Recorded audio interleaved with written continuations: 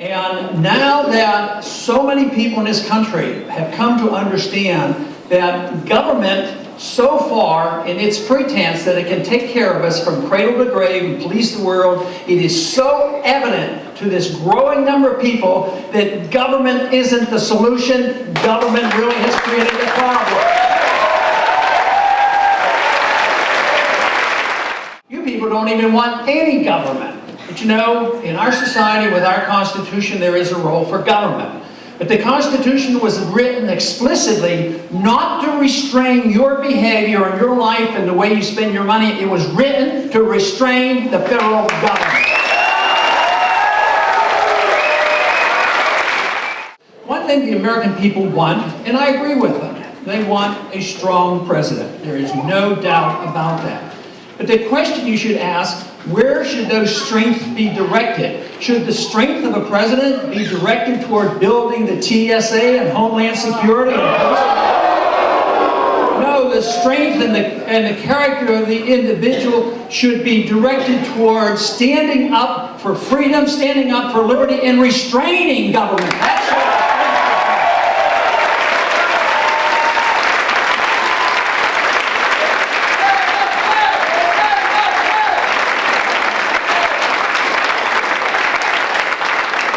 there's been a lot of challenges already today and yesterday and this last week because of certain positions. I find one very fascinating and something other candidates may well deserve. And that has to do with the drug issue, because it is so symbolic of understanding what liberty is all about. When you think of my position is that you have a right of freedom of choice with your bodies. That, I believe, is a basic principle of liberty. What does that mean? If you have civil liberties and the right to your life and the right to your property, well, it means that you can make very, very important choices.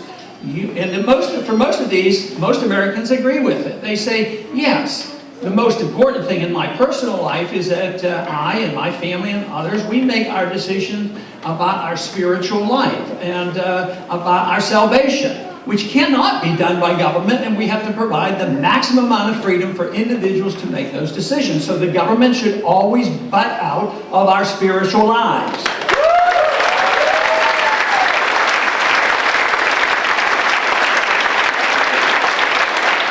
Also, intellectually, we're fairly good at that. The political correctness movement has tried to undermine it, but basically most Americans believe in the First Amendment and say that we have a right to talk about controversial issues. As I have often said, the First Amendment wasn't written for us to be able to talk about the weather.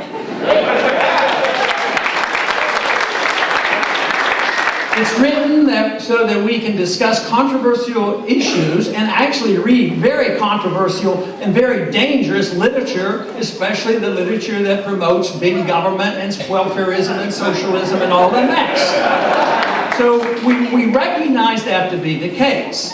But all of a sudden, people have lost respect for liberty, the understanding of liberty, and we have conceded way too much to the government to decide what we put into our own bodies. If we can control what goes into our spiritual life, what goes into our intellectual life, why should we concede to the government that they decide everything that we do with our own bodies?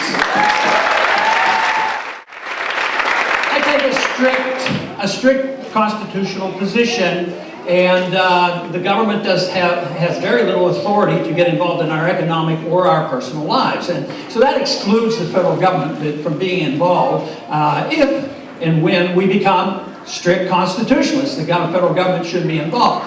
But that does not prohibit the states from doing some of the things that they do. Even though we might disagree with it at the national level, under the national law and the Constitution, states have more prerogatives and more choices. But if we looked at education as an example, the Constitution gives no authority for the federal government to run our educational systems, and they shouldn't be doing it. But at the state and federal level, what we should be guaranteeing is the protection of freedom of choice. We should always be aware of the fact that it's very important that individuals who want to opt out, whether it's opting out of Obamacare or opting out of the educational system, We have to protect the right of individuals to homeschool and go to private schools as well. Now, this freedom of choice should lead to other choices about what we put into our bodies. For instance, your right to take things into your body, such as nutritional substances, should never be regulated by the federal government and absolutely never regulated by the United Nations. So big things are happening, and we have to take that and use it for a just cause, and that just cause is promoting the greatness of America and promoting individual liberty in our country. Thank you very much.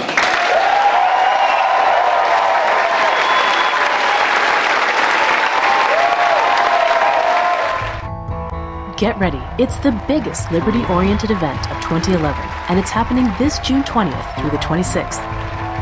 The Free State Project's Porcupine Freedom Festival is a week-long camping event held at Rogers Campground in the beautiful White Mountains of New Hampshire. PorcFest has something for everyone who loves freedom. What are you waiting for? Be a part of the premier freedom event of 2011. Visit PorcFest.com today.